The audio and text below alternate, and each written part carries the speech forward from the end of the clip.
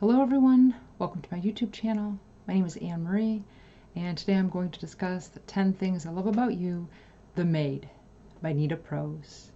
This is a no spoilers book review, so don't worry about me revealing any plot twists or spoiling any surprise endings.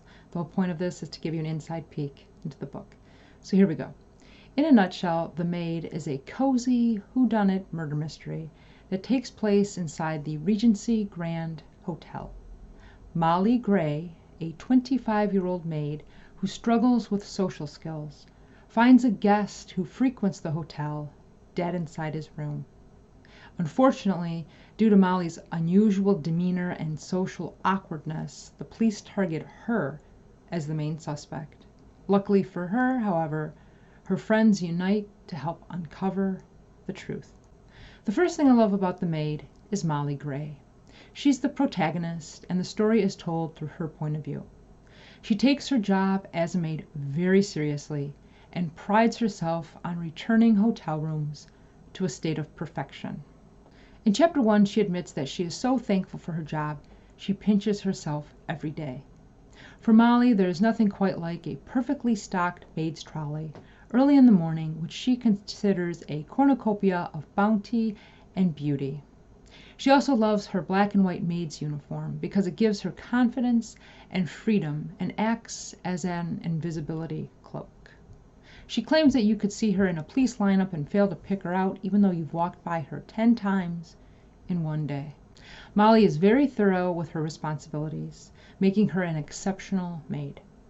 However, she struggles with social situations. She frequently makes etiquette mistakes, offends when she means to compliment, misreads body language, and says the wrong thing at the wrong time. When I first started reading The Maid, Molly reminded me of AMELIA BEDELIA by Peggy Parish. AMELIA BEDELIA is a maid for the Rogers family, and humor ensues when she interprets her list of chores in a literal way.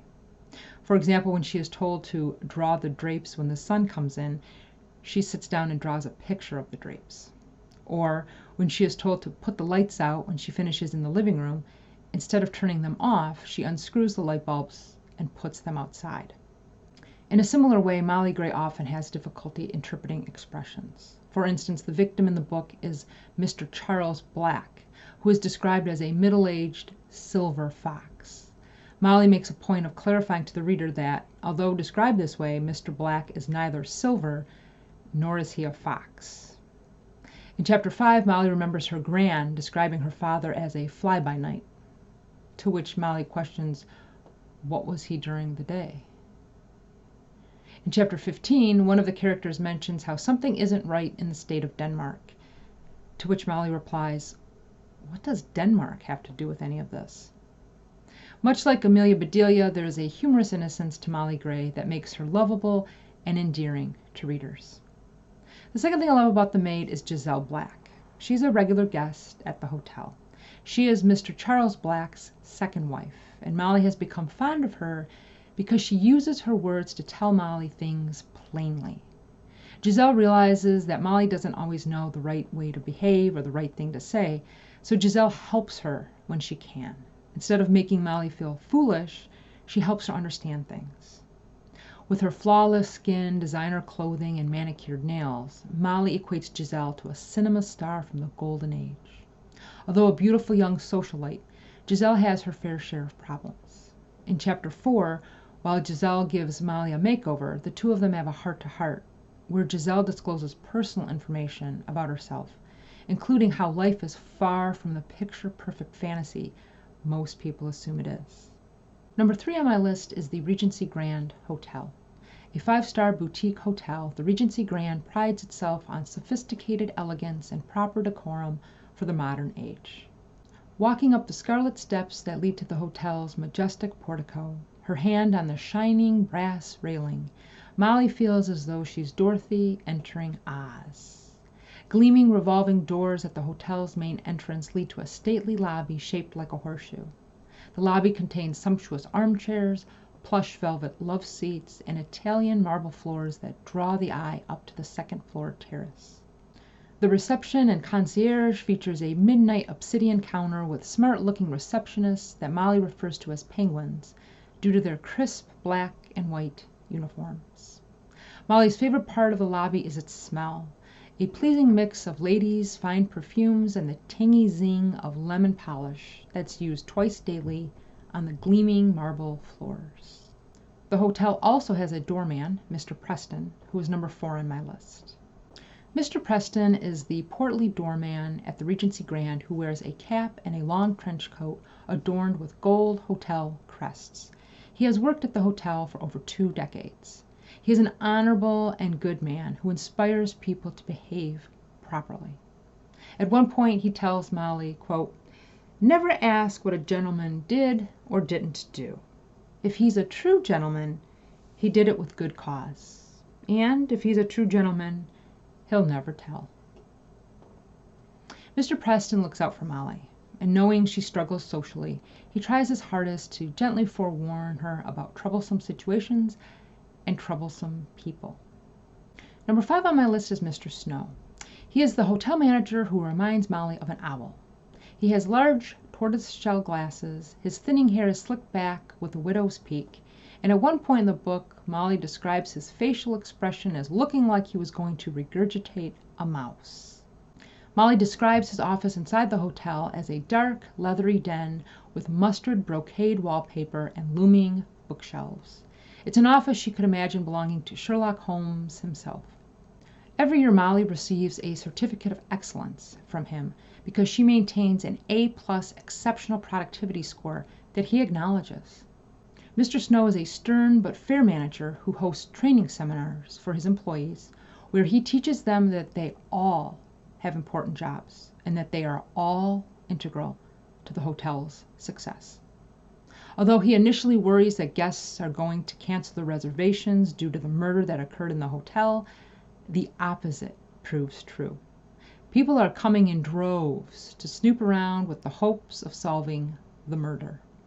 Number 6 on my list is Juan Manuel, who works in the hotel's kitchen as a dishwasher. Molly describes him as a fine colleague, always quite pleasant and collegial. In Chapter 2, Molly explains that the kitchen inside the hotel is an inferno. Juan Manuel stands for hours in unbearable heat and humidity, scraping half-eaten food from plates.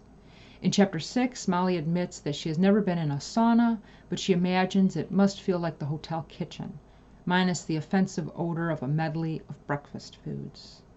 Originally from Mexico, Juan Manuel is the oldest of 7 kids.